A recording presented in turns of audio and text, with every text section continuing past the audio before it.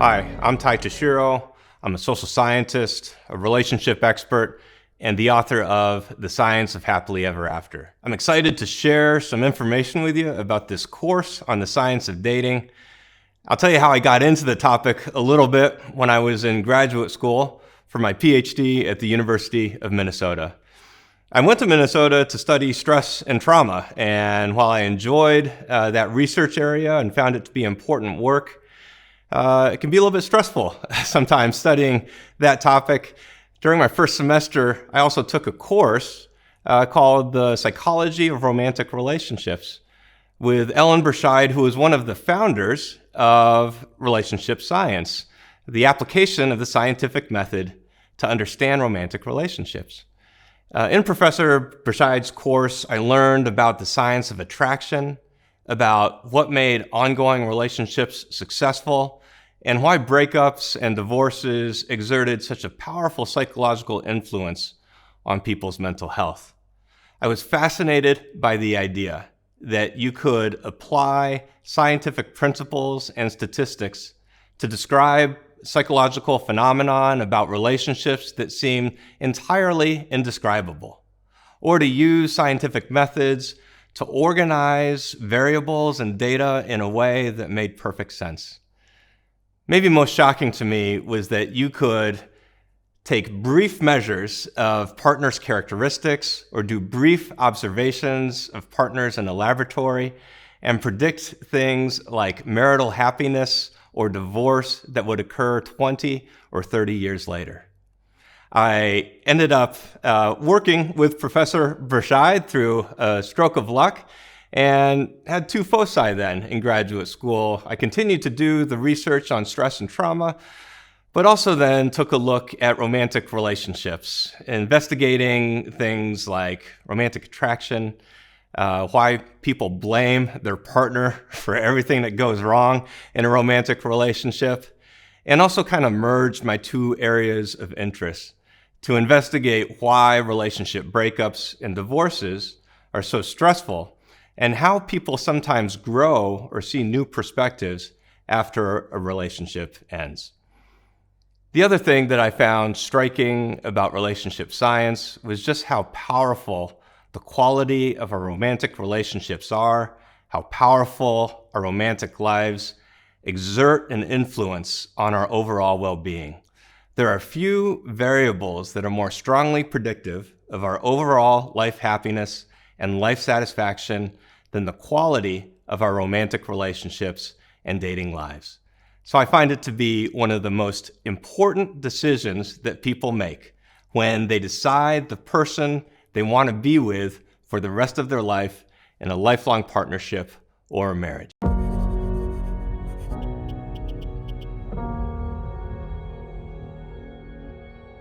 We all know that feeling of falling in love, when you feel the butterflies in the stomach or the pounding heart and that disorientation in your head. It's almost like a vertigo. When we feel this way, it's really hard to use our intelligence and use our logic to make sound decisions.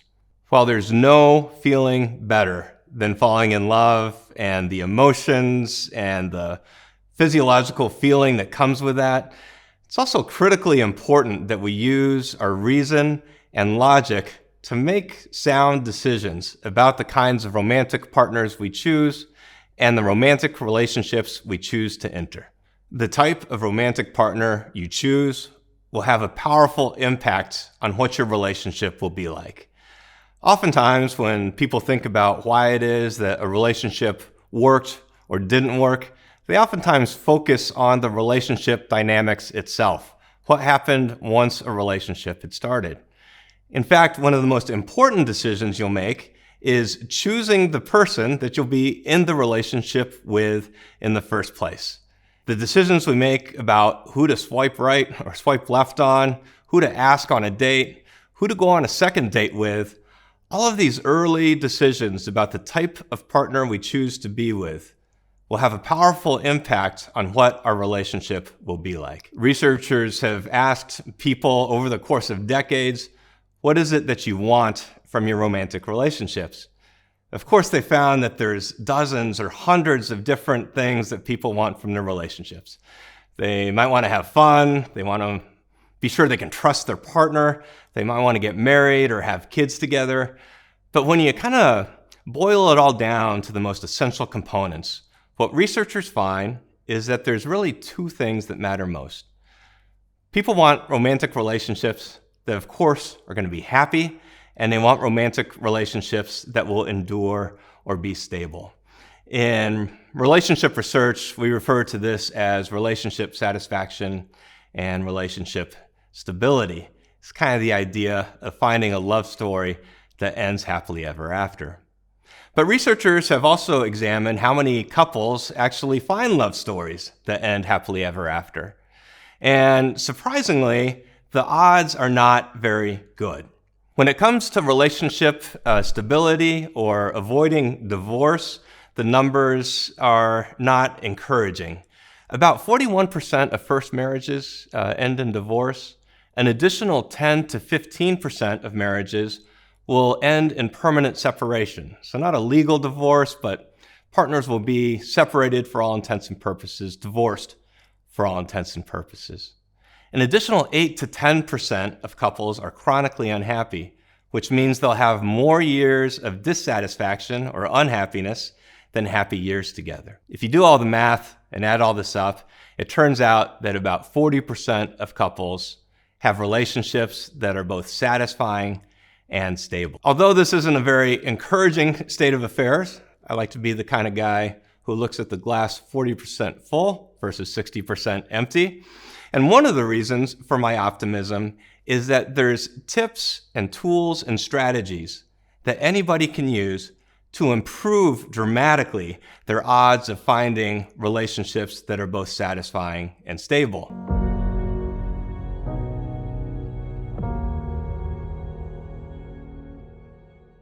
In this course, The Science of Dating, I'll explain why it's so important to be wise about the wishes you make for your ideal romantic partner. Researchers have found that perhaps there's nothing more important to find a happy and stable relationship than to choose the right kind of partner in the first place. As children, some of the first stories we hear are fairy tale romances about relationships that end happily ever after.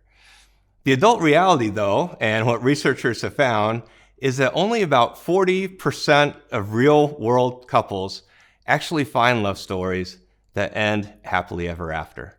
In this course, we'll examine some of the reasons for why people have a difficulty finding satisfying and stable relationships, and also how you can use relationship science to dramatically improve your odds and find a love story that ends happily ever after. So how do we devise a strategy to help you dramatically improve your odds of finding a satisfying and stable relationship?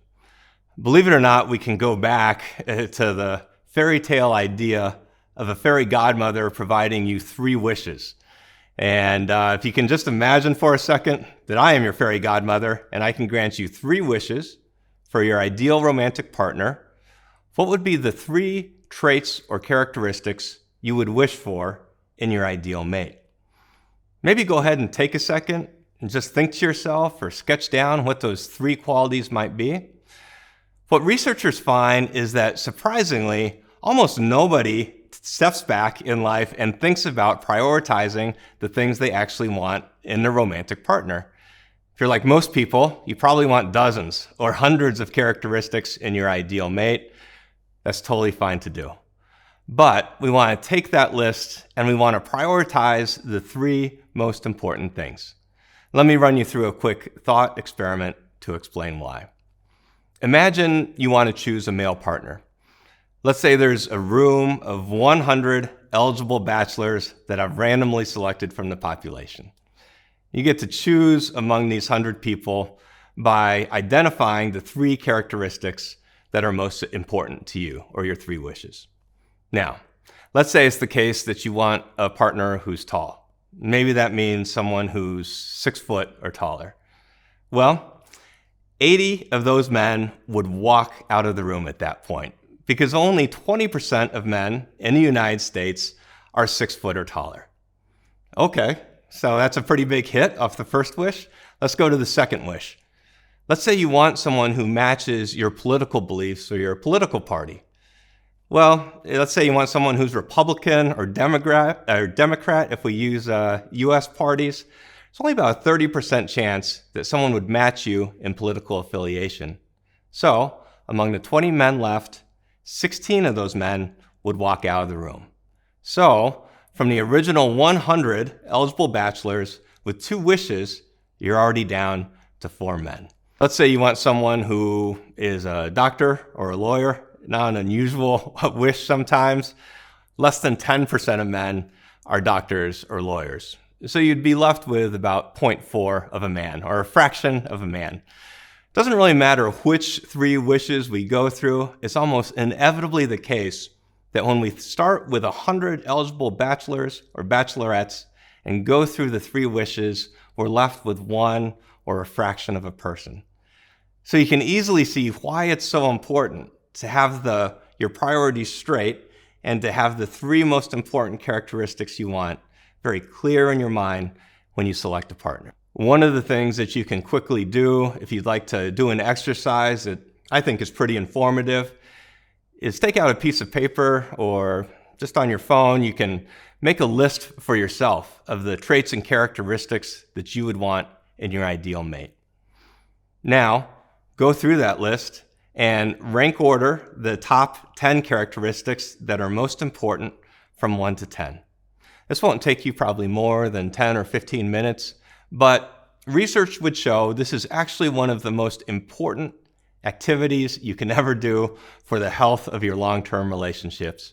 While we all have a lot of things that we want in our ideal partner, so few of us take the time to use our reason and logic and intelligence to prioritize those traits that are most important to ensure that we get the most important priorities in our future mate. So, if you have 3 wishes for your ideal mate, how do people spend those wishes?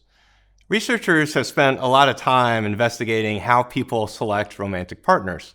And one of the things they find is that a lot of people squander their wishes on traits that don't really matter, that don't really have an impact on relationship satisfaction or relationship stability. For example, one of the things, you probably don't need a psychologist to tell you this, but one of the things that's really important when selecting a mate is physical attractiveness. We all think we want to be physically attracted to our romantic partner. That's a perfectly normal and fine thing to wish for. But what researchers find is that people try to maximize the amount of physical attractiveness in a partner. In other words, they'll try to be with the hottest partner possible, and they'll sacrifice other characteristics or other traits in their laser sharp focus of trying to find the hottest partner available.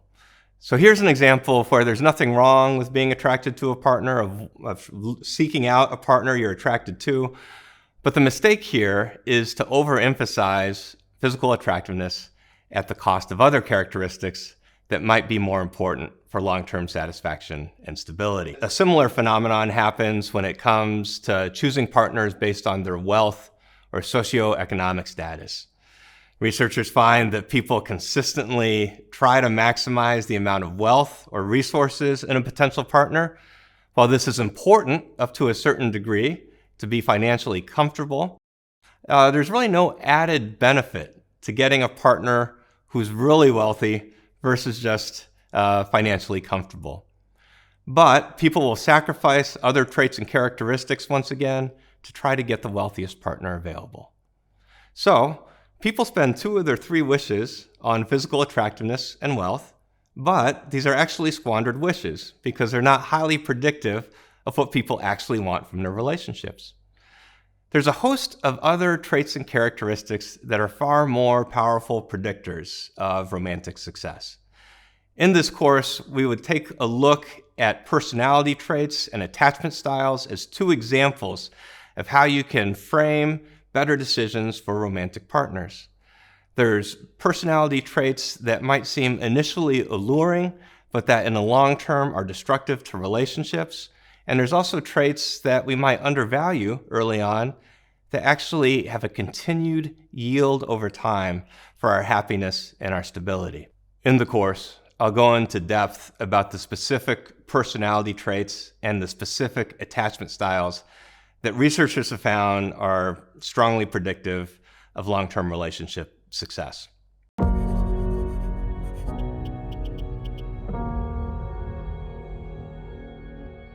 When I started graduate school and also started doing research on romantic relationships, this coincidentally coincided with a lot of my friends getting married for the first time.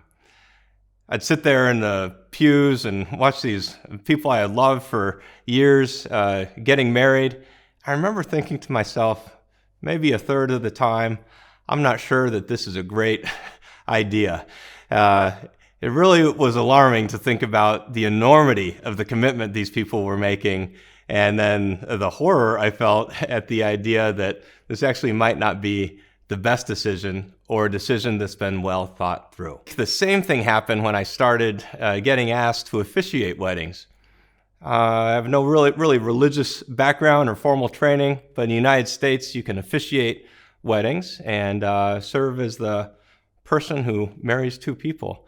I guess I've done 13 weddings over the course of the past couple of years. And when I stand there along with the groom and watch the bride walk down the aisle, see the two of them join hands, such a powerful moment and also such a high stakes moment.